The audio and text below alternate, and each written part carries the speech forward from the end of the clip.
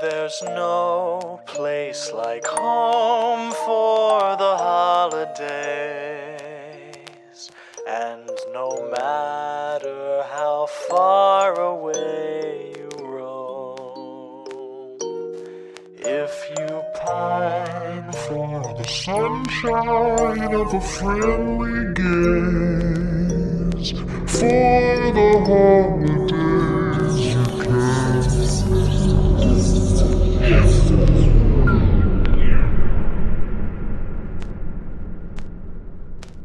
Welcome back to Horror for the Holidays, a Christmas horror movie podcast. I'm Jay Logsdon. And I'm Jeff Searcy. And we're in the middle of, well, I think everyone's in the middle of, the bomb cyclone? Is that what they're calling it now? I don't know.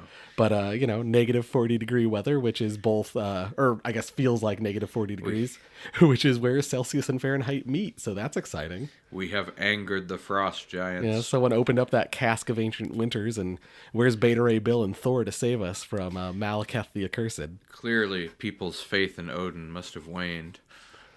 Well, we're all trying to stay warm. Let's deck the halls and get into this week's episode. Let's talk about a bone-chilling film. Let's talk about what I would argue is my favorite movie ever made, maybe top three. It and, it's this, Black Christmas 1974, Aliens, and then the Paul Rudd Jason Segel movie, I Love You, Man. But I thought it was the Peppa Pig special. Oh, man, that one episode where she hangs up the phone on Susie Sheep, that's the funniest thing I've ever seen. But yeah, let's deck the halls. This Black Christmas 1974, directed by Bob Clark, the same guy who did A Christmas Story. I like to tell people when they're asking, like, oh, what's your favorite Christmas movie? And, oh, my favorite's A Christmas Story. I'll be like, oh, mine was directed by the same guy. Technically true. Yep. And, thinking about it, like, the scene where Alfie, is that the kid in A Christmas Story? Yeah. When he goes to visit Santa and like Santa kicks him down the slide, there are some horror elements to that scene. Like, that's a pretty creepy scene. Is it Alfie? Is it Ralphie? I don't know. Oh, it might be Ralphie. I don't know. Something. I honestly do not like A Christmas Story. I've only seen it once, and I thought it was forgettable. No, yeah, same. It's not one of my favorites. Certainly, I don't turn on TBS on Christmas and have it on 24 hours a day. Did you random aside? They also started doing that with Elf, so don't tell your wife. Oh boy. Timothy Timothy Bond is an uncredited co-writer. I learned about in the book It's Me, Billy, which is a Black Christmas kind of big essay. Oh, okay. But Timothy Bond, uncredited co-writer, also wrote Happy Birthday to Me, which is one of my wife's like top 3 favorite movies. And it's a bit of an American giallo. It's kind of a weird movie, but I like it quite a bit. So we'll have to do that for someone's birthday, and we'll do a happy horror for the holla birthday. Oh yes, of course. Yeah, starring Olivia Hussey as Jess, probably most famous for Romeo and Juliet. Yeah, I guess. Certainly there's an episode of Boy Meets World where Topanga's like aunt shows up, like, and I think Corey and Topanga are getting ready to elope, and Corey's like, Topanga, we're like Romeo and Juliet, your aunt should understand that. And then the door opens and it's Olivia Hussey, so that's really funny. Margot Kidder is Barb. Margot Kidder, probably at least to Jeff and I, both best known as Lois Lane. Andrea Martin as Phil. She was a comedy person, worked for SCTV, was also, we'll see her again in the 2006 remake of Black Christmas. Best character of the movie.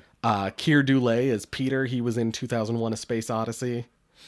John Saxon as Lieutenant Fuller. Nightmare on Elm Street. He's the dad. Mm-hmm. Probably what most people would know him from. Supposedly this is Elvis's favorite movie. Oh, really? Or was Elvis's favorite movie before he died. Oh, no, you mean his. Yeah, he's still out there. And then also Steve Martin has said to Olivia Hussey, apparently on the set of another movie, he went up to her and he's like, this is my favorite movie of all time. Or you're in my favorite movie of all time. And Olivia Hussey thought he was talking about Romeo and Juliet. And he's like, no, Black Christmas. It's my favorite. It's one of my favorite movies. And it makes Steve Martin's friendship with Martin Short all the more suspect, because Martin Short's wife, her brother is Andrea Martin's ex-husband. So I wonder if Steve Martin only became friends with Martin Short so he could get close to the cast of Black Christmas. All the pieces are coming together. But yeah, if you're interested in more about Black Christmas, certainly check out the book It's Me, Billy. I think it's like a Black Christmas revisited. It's very cool, very in depth. I'm about halfway through it, and it's a lot of fun. It just has some neat stuff, and their kind of idea was, there's books like this about Nightmare on Elm Street and about Halloween, and there's all these different Friday like the essays. 13th. Yep. And he's like, but no one's done anyone about this, and so that's kind of where they started. It's a fun book with some really neat insight. I'll have to check that out. So we start off, we get the synopsis, or we'll start off our synopsis. We get our opening credits, Silent Night plays, and we get our opening credits. It's the exterior of the sorority house where most of the movie takes place in. Very creepy shots. We see Jess walk in the front door, Olivia Hussey's character. And then we get like a POV shot, like deep breathing of kind of a peeper watching her watching the other girls like walk through as a party's going on. They're all kind of reveling. Jess answers the phone at one point and, can't hear what the person's saying. It's a collect call. It's Barb's mom calling.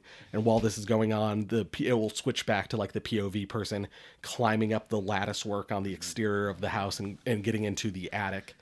And then, as Barb's on the phone with her mother, I think her mother's telling her that basically she's not going to be there for Christmas, so Barb has to find other plans for Christmas. And this was the moment when I realized that I'd been tricked into watching another Canadian movie. And then the person gets in the attic, and then we see them get down into the house, and they start walking through the house. Barb's having trouble hearing. That she kind of kicks all the other boys out of the house. At one point, when she's hanging up the phone on her mother, she says, "You're a gold-plated whore, mother." I know. This movie has so many great lines.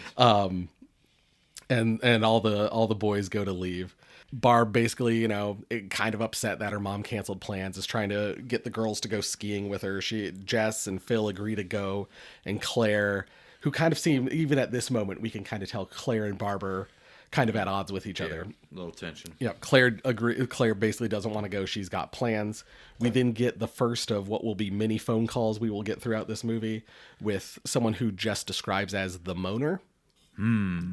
Sounds like a pretty cool guy to me. Yeah, they've been getting harassing phone calls. Now, we can talk about it later, but I've often wondered if like maybe the first person who was making harassing phone calls isn't the person who's now making the harassing phone calls, because they seem to be more shocked by the content of these phone calls than they were by previous phone calls. Yes, it does seem like this is the first like really filthy call. And my understanding was two things. One, on the set, it was Bob Clark, one other person, or in like one other man and two other women were making all the different noises and voices in the scenes. And then what the girls are reacting to is not what was said on the phone to them. The stuff that was said on the phone to them that we hear cut into the movie is much more inappropriate. Well, I was to say, it's what I was reading was it said it was added in post-production, but that what they were reacting to was basically Bob Clark sitting behind the camera also saying filthy things.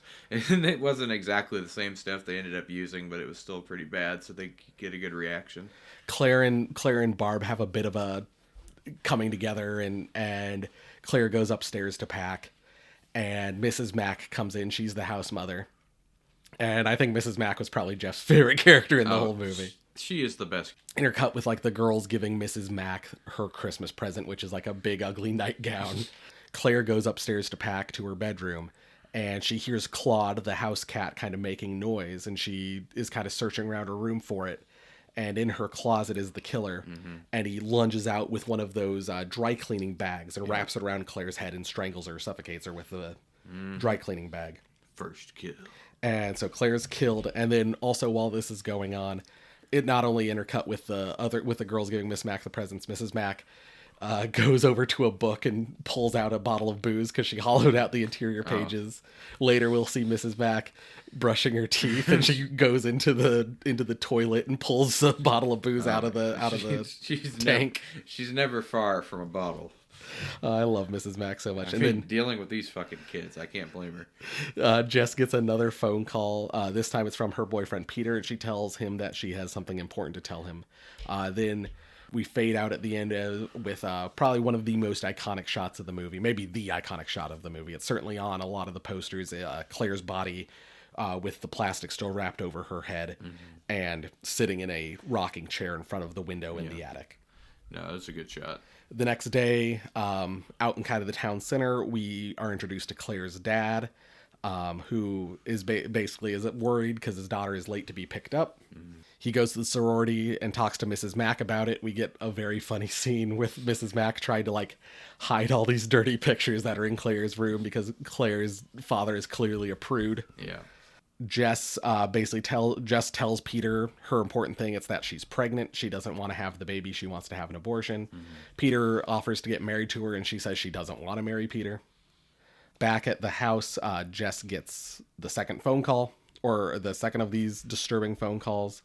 At the police station, we're introduced to Sergeant Nash, who is informed by Mr. Harris and Claire's father, Phil, and then one of the fraternity boys that was over at the party the night before. Fucking Nash. and basically, and I think Barb's there too, doesn't take anything seriously, kind of ignores the whole thing. Mrs. Mack arrives home, and there's just a line about how she needs to get the front door fixed. Jess tells Chris about Claire's disappearance. We then cut to Peter, who's getting ready to perform like his big winter recital, and he's doing a very, very bad job playing the piano. He's doing terribly. We then cut back to the police station, and a woman is telling Fuller that her daughter is missing. She was walking home from school and hasn't made it home. While that is going on, Chris and Jess confront Nash about Claire's disappearance, and Fuller overhears this and kind of takes it seriously. Yeah. Oh, and then is this when they find out about the fellatio thing from earlier? I think earlier. I think it's. I don't remember if it's right here, but it's right around here. I think it's a little later, but earlier on, Barb told Nash that the extension for the house was fellatio. Yeah. FE is the new extension. Yeah. And so that a little later on that pays off. It's really funny. Peter then trashes the piano in the concert hall. Jess, Phil, Chris, and Claire's dad all go to a search party to look for the two missing girls. Mrs. Mack says she informs Phil, like as they're walking out to go to the search party, Mrs. Mack informs Phil that she's leaving for her sisters and she won't be there when she gets back. And we see a scene as the girls leave. Peter walks up and like sits down by a tree, kind of in the foreground with the house in the background. Peter's such a fucking creep. While Mrs. Mack is getting ready to leave, we hear Claude the cat meowing, and Mrs. Mack goes to investigate. This is why you don't give your cat French names. She climbs up the ladder to the attic and is kind of, looking around in the hazy darkness, and she sees Claire's body with the bag over her head, and she turns around. And I think we hear the killer talking to himself. Aside, I'm going to probably use the killer and Billy interchangeably. That is what people believe the killer is called. It's unclear what the killer's actual name is. It's at least one of his split personalities. And throws like a meat hook on like a pulley. It smacks her. Yep, gets her right under her chin and pulls her up into the attic. And we get this cool scene where with a rack focus where we get Mrs. Mack's body in the background in focus, and then a rack focuses onto Claire's body in the foreground. Back at the search party, they find the body of the missing girl. Jess then arrives home and gets the third phone call.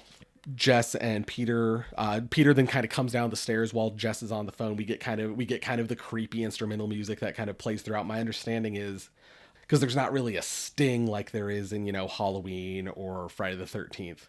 There's just, we will occasionally get like these weird noises.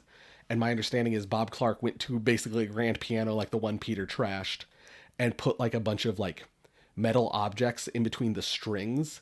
So kind of the weird discordant noises we get are like that recording. Yeah, I know you mentioned that when we were watching it. It makes a good effect. And so we kind of get that noise as someone's walking down the stairs behind Jess, and then it turns out it's Peter.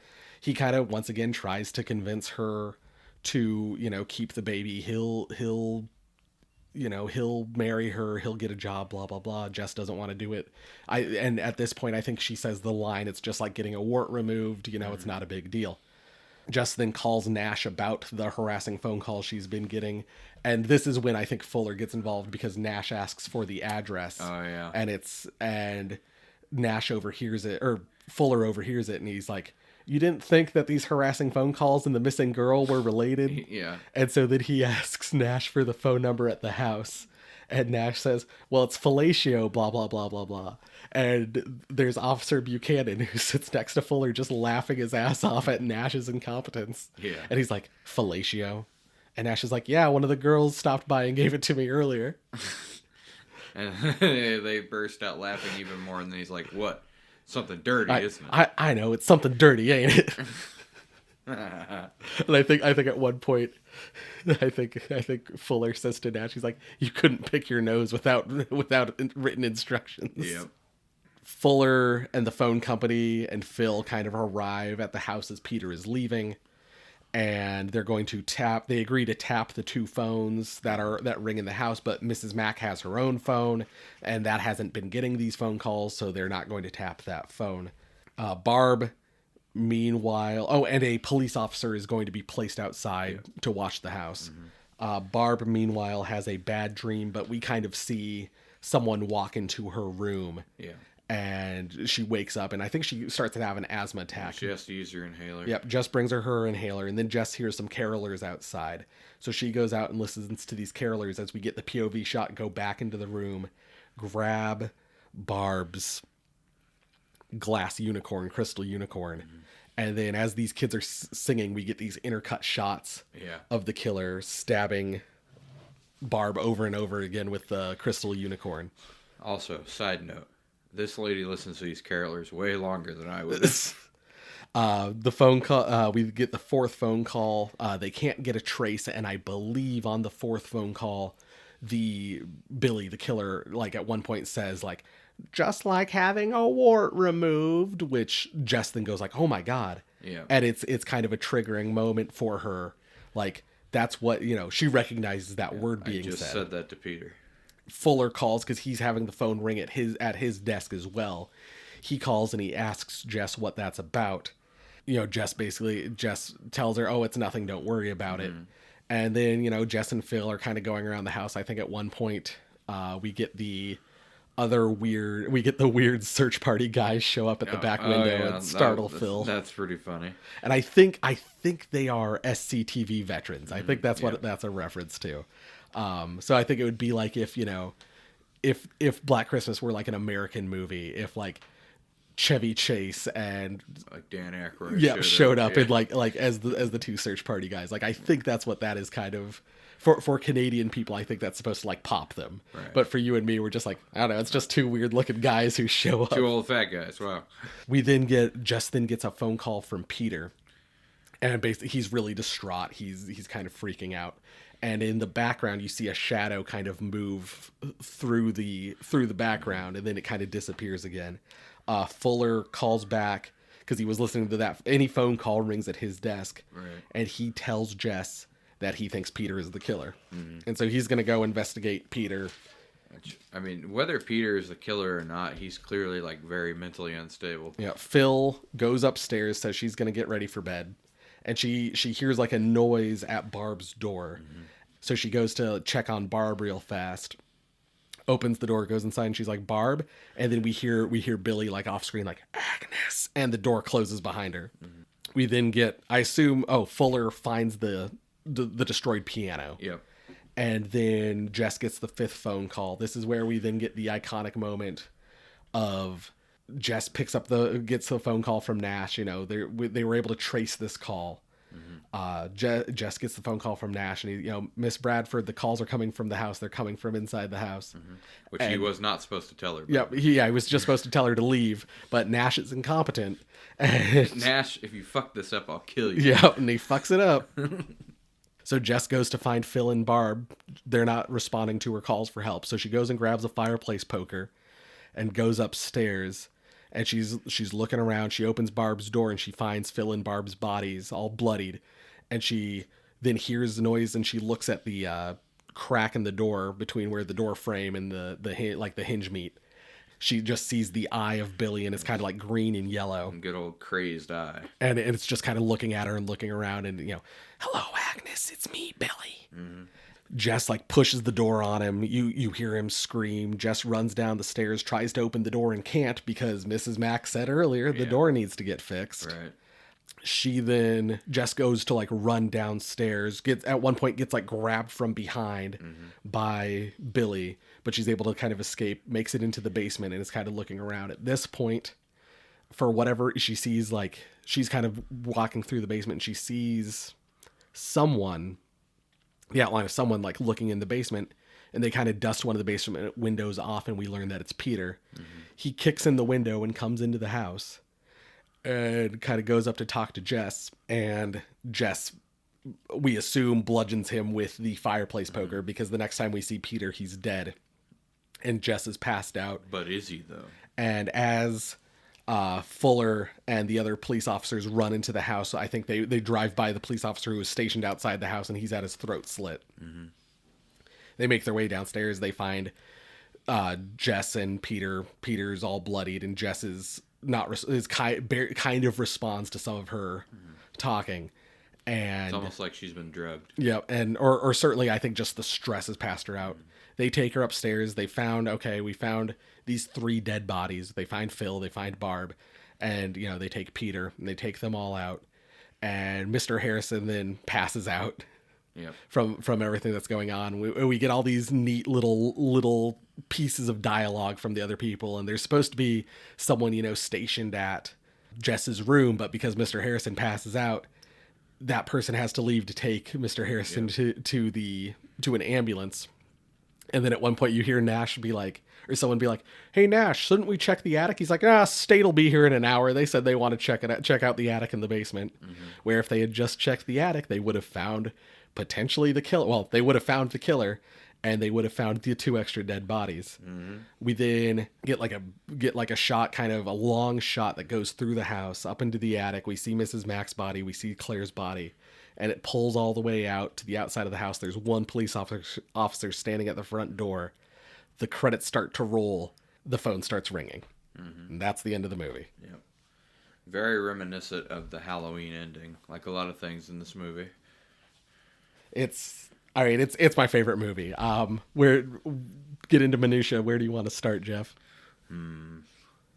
Well, let's do the set decorations and costumes. All right. So Christmas sweater. Favorite set decorations. Favorite costumes. Mrs. Mack, obviously. When she has to wear their terrible Christmas gift. That's a good costume choice. I like Keir Dullea. When Peter's performing at the recital, Keir Dullea wears a really cool suit jacket. I like that quite a bit. I know you said you liked one of those scarves too. I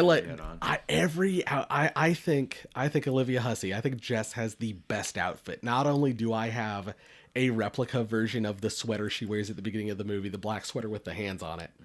Like, not only do I have a replica of that sweater, every outfit she wears is great. She has a really cool like red and black hat and scarf combo that looks so cozy and comfy. Like, looks like it would keep you warm in minus 40-degree wind chill weather. I wish. I mean, the highlight of it for me was the creepy sorority house that they were able to shoot this in.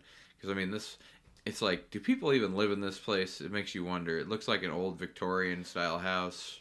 Oh, it's a real house. I think it's a historical landmark or has one of those historical plaques in Toronto, I read. It's very creepy. No, I was also going to say, I love the house. I think the house is really cool. One other thing is Claire. I don't know about Mrs. Mack I don't know if I haven't gotten that far in the Black Christmas book, but I don't know if Mrs. Mack, like if that was a dummy after Mrs. Mack dies, but certainly Claire, the girl who plays Claire, that's her the entire time with the bag over her head. Apparently the reason she got the job is because she was like a collegiate swimmer and could hold her breath for a long time. And so one joke Bob Clark would play when they were filming those scenes with Claire with the bag over her head, not moving, trying to stay still, trying not to breathe, to fog up or anything like that. Bob Clark would be like, "All right, everybody cut." And or somehow would dismiss everybody but leave Claire sitting there for a while longer. Like, and then he'd be like, "Oh no, Claire, what are you doing?" Like the actress, get up here. That's pretty good. It sound from the book. It sounds like everybody was really close and had a really good time on the set of the movie. Well, that's always nice to hear. Do you want to do Christmas spirit? How Christmassy is the movie? How Christmassy are the kills? Sure. I think the movie is relatively Christmassy. Like it's clearly Christmas. There's Christmas carolers. There's a Christmas tree in the house. There's Christmas lights all over the house. The one thing I think the 2006 Black Christmas does better than this one. I like the 2006 Black Christmas all right. The one thing this one does better, or the one thing that one does better than this one, is that one. I think I've said before, that one pukes Christmas in every single scene. Every single thing in that movie involves Christmas. And this one, it's like, yeah, if there's one thing this movie could improve upon, it could be being more Christmassy. Yeah. I mean, there was definitely like the trappings of Christmas around, but it didn't really feel all that Christmassy. Felt like it could have just been taking place at any point during the winter. Mm-hmm. Yeah, it just so happens that they've got all that stuff up. There's one, and I was gonna say I think I was like, oh man, I don't know, the kills do feel really Christmassy, and then I stopped and I was like, oh, I think it's just because I watch this at Christmas every year. I was gonna say I don't really think there are any murders that are really all that Christmassy. The closest one I could think of was Barb with the unicorn, and the only reason I think that, and it's probably just two completely unrelated things, is I feel like I've seen like a lot more unicorn Christmas decorations in recent years than I've seen in the past. Yeah, it has definitely become more common. But yeah, it's certainly not I don't associate unicorns with Christmas, but I feel like I see more of those now. But I mean, there are some great kills in the movie, but as far as Christmas goes, I think the two most iconic kills, certainly Claire with the bag, Mrs. and Mac Barb with I like Mrs. Mac with the meat hook. Oh yeah, that's a good one too. I was gonna say Barb with the unicorn. I think that one's super iconic too. Do you want to do? Actually, let's take a brief detour, Jeff. Let's do a returning segment for this episode only. One, Snow You Didn't. No, you didn't. So while Jeff and I were watching this, I kept trying to convince Jeff that Peter was the killer the whole time. Yeah. I don't believe Peter's the killer. I also don't believe Jess survives this movie. I think Jeff gets killed at the end of the movie. She's left alone in the house with a maniac.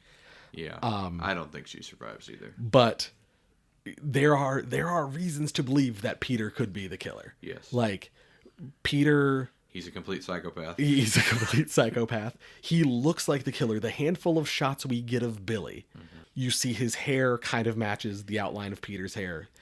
At one point we see like Keir Dullea wears like a turtleneck or like a very tight fitting sweater, and when the killer's hand reaches out and grabs Olivia Hussey's hair, it looks like it's wearing like a similar, like you just get a glimpse of the sleeve and it looks very similar to the sleeve that Peter had on. The knowledge of, the connecting the dots, it's just like getting a wart removed line. Yeah. And then the one other thing Bob Clark did, and this is nothing in the movie, this is metatextual, I guess. Whenever like Olivia Hussey's on the phone with John Saxon, whenever Jess is talking to Lieutenant Fuller, you see both when one of them's talking, you see then like when the other one's talking, it switches to that person on the phone, and we get that kind of back and forth, a normal phone thing. When Jess is talking to Peter, it's the same as when Jess is talking with Billy. The phone stays on Jess the whole time. You never see who's talking on the other end. Yeah, and so that's kind of a real interesting thing. And one of the things that made me think Peter was the killer was when she says, "Oh yeah, Peter was here with me," during one of the phone calls. To try to like throw. It's like, oh no, he couldn't be because he was here, but he wasn't really there. He was in the house, and they established that there's another line in the house, in the house mother's room. So it's like he easily could have been on that line. No, absolutely. It's real good. Like, I think we both agree that there's no, that the alternate reading doesn't work. Do you think Jess survives, or do you think? No, I think Jess definitely dies, and honestly, I think Peter may have actually still been the killer. He may have just faked his own death. That could be too. It's real. There's a lot of possibilities. That's one of the reasons I like this movie. Every time I watch it, I kind of notice something new. The first time I watched it, I was kind of entranced by how creepy the movie was, and then a couple times later, I was like, There's some real funny dialogue in this movie. Oh, Like yeah. I didn't remember this. No, it's a great horror comedy. And just every time I watch it, like I know there's something new that kind of stands out to me, and I go like, okay, like I didn't see that the first handful of times. Like I'm noticing that now. Yeah, you mentioned that before. Do you want to get into quotes? Christmas carols. Sure. Favorite quotes from the movie. We already kind of mentioned it in regards to Barb giving him fellatio earlier. Yeah. Nash says, "I know it is. I know what it is. It's something dirty, ain't it?" One of my favorite Mrs. Mack lines was, I think she's going through with, was it Claire's dad? Claire's dad. Yeah. And once he's a little bit away from her, she's looking around the room or whatever, and she's like, these broads would hump the Leaning Tower of Pisa if they could get on top of it. It's a really good one. Patrick, Phil's boyfriend, is dressed as Santa at one point, and on multiple times he's like, ho, ho, ho, shit. Ho, ho, ho, fuck. I liked Barb's drunken rant about turtles fucking. That's pretty And then, good. where she's like, they can, these turtles can fuck for 3 days. She's like, I'm lucky if I get 3 minutes. Ouch. And then another line I mentioned from Barb, "You're a real gold-plated whore, mother. You know that." Also, oh man, Oh, when Mrs. Mack looks at her Christmas gift in the mirror and she's like, Jesus, I wouldn't wear this to have my liver out. oh no, there are so many good lines. That's the thing. I love to quote like the Billy stuff too. I just love the like, "Hello, Agnes, it's me, Billy." Like I love that stuff. Like those are some of my favorite things. Oh, I almost forgot the Peter, Jess, Han Solo thing. Where Peter's like, I love you. And she's like, I know. Yep. Oh, yeah, or reverse Han Solo, or I think as you said, oh man, another thing George Lucas stole from someone. Yeah. But that is a great moment too. That like shows you how much more Peter, like how much stronger Peter feels for Jess than Jess feels for him. True. Yeah. There's definitely an imbalance in the relationship. As Jeff and I had an old coworker, and we would always like joke around. And at one point, he would walk around, and he'd tell people he loved them, and I would be like, "You hear that, everybody? Keo loves me, and I feel the same way about him." Yeah, that's what it was. And so that's kind of the same thing. Oh. Peter tells Jess that he loves her, and Jess says, "I know." When Mrs. Mack opens her gift before she says the thing in the mirror, when she's like, I got about as much use for this as I do a chastity belt. There's also when you talked about Barb's rant, there's also like a telling moment because she's really drunk, and she says something along the lines of like, "You all think I did it, don't you? Like you think I'm the reason she's gone." Yeah. Also, there's a moment where when they're at the party with the kids in the sorority house, Barb like gives a kid a drink of alcohol, and she's like, "Little bugger schnockered." Yeah. I think it's also Barb I got it in my notes somewhere. Oh yeah, that she knows a professional virgin when she sees it. Oh, and then I think she goes like, "Speaking of professional virgins," and Mrs. Mack walks in. Mm-hmm. Oh man, so many good lines. So do you want to get into our final ranking? Sure. On these movies, we rank these movies on 1 of 3. Or on these episodes, on these movies. These aren't movies. I got one more thing. You know, this wasn't a quote exactly, but the scene where Mrs. Mack is trying to hide the poster from Claire's dad. Mm-hmm. It's like, what's that? Like a Vitruvian Man style poster, So but like the woman is bending over instead. So I think it's the peace sign, and the man's legs are spread, or maybe the woman's legs. But there's a man laying down, and then there's a woman on top of him, and you can see the butt of the woman. Mm-hmm. And then there's like a circle around them, and it looks like a peace sign. And Mrs. Mack like puts her hand up against trying it to block it, so that Claire's dad can't see it. And she just keeps it up there. And so he closes the door, and she leaves before him finally, and he just kind of peels the door back. And looks at it. Yeah. It's one of the most awkward scenes I've ever seen. It's so good. It's so fun. That's a scene you could see in like a show today, and it would get played for the same level of laughs. Like, oh yeah, it is so well done. But yeah, back to rankings. We rank in these episodes. We rank these movies on one of three categories. Are they ho ho ho hilarious? Are they seasonally scary? Or are they you will be sorry? Jeff, why don't you kick us off? I am going to go with Ho Ho Ho Hilarious for this one. It's a really good movie. I wasn't really scared during it, but it's got to be one of the best horror comedies we've seen so far. The dialogue is like just spot on in every single line, and it's just like the thing we just mentioned about her trying to hide the poster. Like there's physical comedy scattered throughout it too, and it's just mainly the dialogue. Like especially like Mrs. Mack and Barb, their dialogue is just hilarious. No, I agree. This movie is very funny. There was a person on Reddit one time who was asking for horror comedy references, and somebody just put Black Christmas, and there were like a lot of people kind of like arguing with him. And it's like, no, it is like there are hilarious like moments in this scene. Like the kills aren't funny. Like it's not one of it's not a Jack Frost where you get funny kills, witty little one-liners. Just the dialogue is really really funny.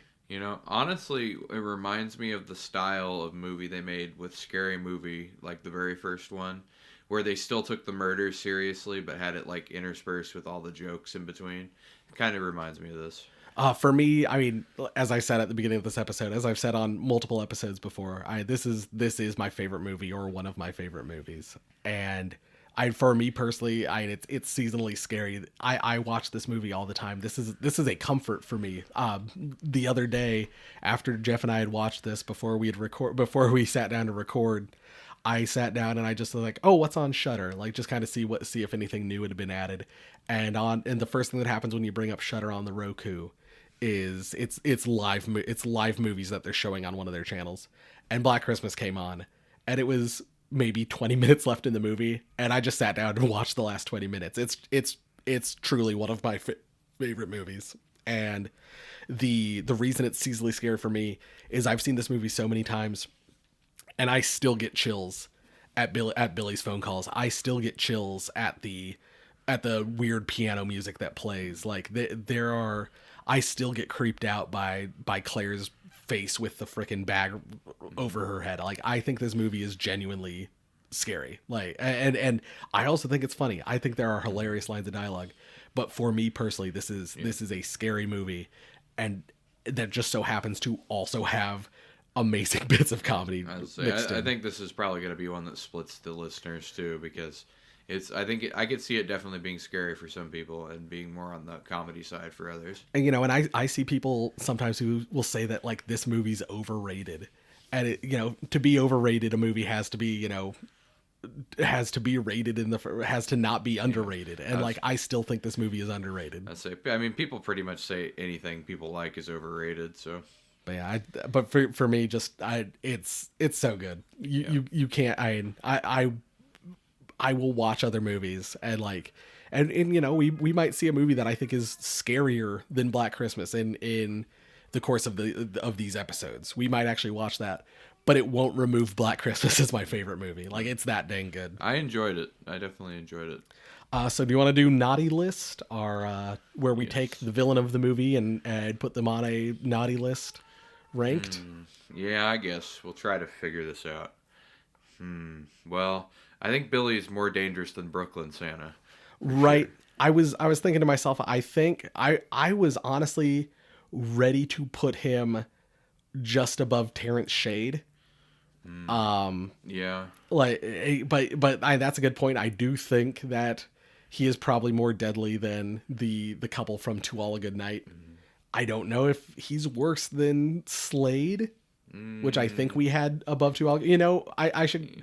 I don't want to go back through and listen to all of our episodes, but I probably should, just so we can put them all. Put the actual naughty list. So we can actually assemble a list. Yeah. No, I'm thinking. I mean, I don't think he quite falls on the Wolf of Snow Hollow level, as far as like his being dangerous. Oh, hold on one second. Sorry about that. We had a brief stop down there. We were getting our own phone calls from Billy. It sounded like it was terrible. No, as you were saying, like I don't think he's worse than the Wolf of Snow Hollow. No, I don't know. It's kind of hard to place him because only really see him do, 3 kills, 4 kills? Right. Mrs. Mac, Claire, Barb, and Phil. Now, the policeman outside the house, I guess that's 5. We assume the policeman probably. And we're also assuming that the girl in the park, but we don't really know for sure. Yep, exactly. So at max 6. Yeah, and it seems like he's more of like an ambush killer. He doesn't really seem to have like any special skills or powers or anything like that. He just kind of especially, basically every kill we see, he's got the drop on the person. Right, absolutely. And we can assume that he had the drop on the girl in the park and the police officer sitting in the car. So, I don't know how I would rank him. I think he's more deadly. He seems to be more deadly and more capable than the To All Good for sure. Yeah, I agree with you there. He's kind of a tough one. I think honestly, we'll put him above To All a Good Night. Yeah, I put him above To All a Good Night, but I would put him below 4 Birds. Oh, certainly. I think we have those as one of our highest killers. Yeah, 4 Birds. He's got to stay up there. No, I think like Billy. Somewhere around. I think above To All a Good Night is a good spot. I think somewhere around between him Slade, and Slade, and like Wolf of Snow's Hollow. I think it's somewhere in there. Somewhere. Maybe he's like between Slade and Wolf of Snow Hollow. Yeah. Well, like I said, I'll go back through maybe and get an accurate list, and we can maybe solidify on the next episode. We'll just say for now, bottom half. Right. The list. No, like certainly, not a force of nature, not the literal apocalypse. He's not a heavy hitter. But certainly a killer and certainly a monster. Definitely a murderer. So we'll get into our last segment now, where we like to clean out our email inbox in a segment we like to call Garbage Day! Huh? No!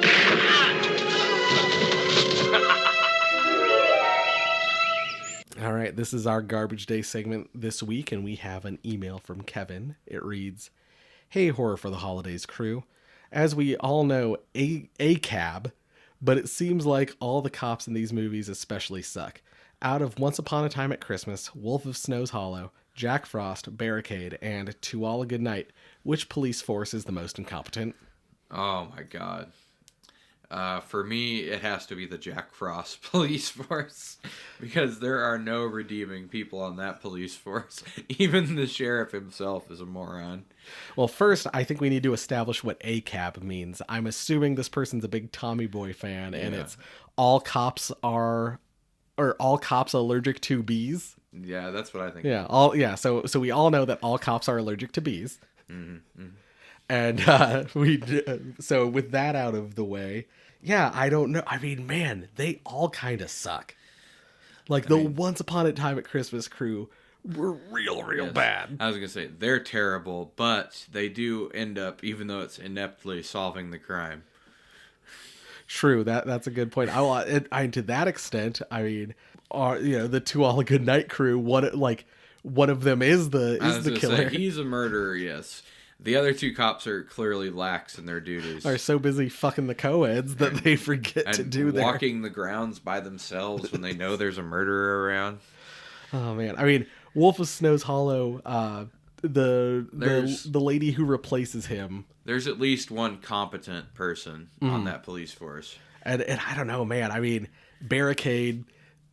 We only really see the sheriff and then those 2 cops at the end. Well, I don't think we have enough evidence to go off of those guys. Ultimately they bust in and stop him. So they stopped him. Right.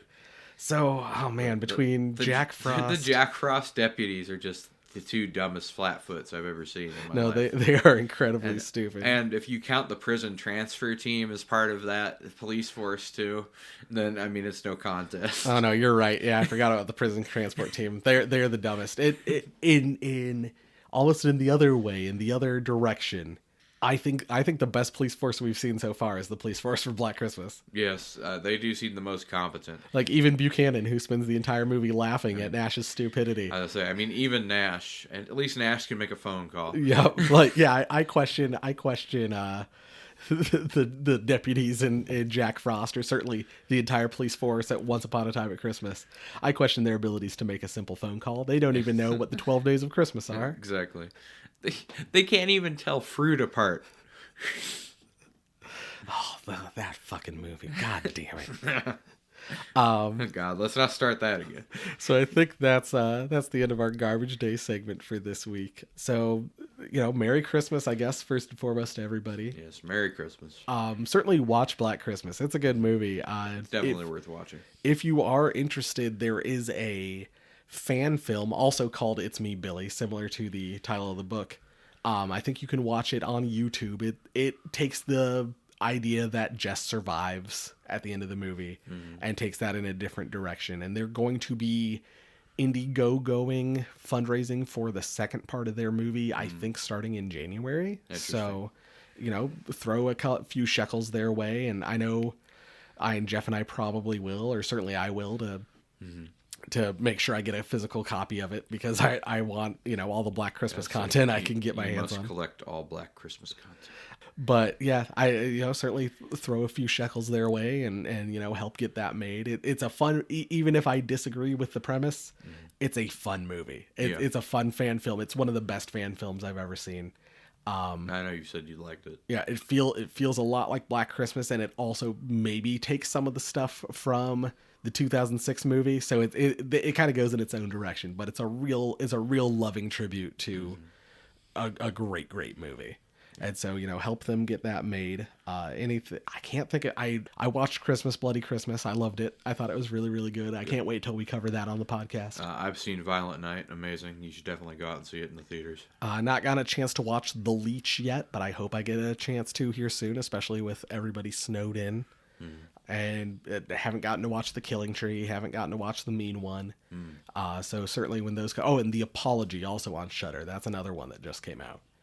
And then also, I believe this week on newsstands, the Silent Night, Deadly Night comic came out, and maybe a couple other Christmas horror comics. I'll probably be posting about those on Twitter and Instagram here at some point in the future. Also, thank you to all the people who follow us on TikTok, Twitter, Instagram. We haven't had a video here lately on TikTok, but certainly on Instagram and Twitter, I've been posting a Christmas horror shirt that I've worn every day.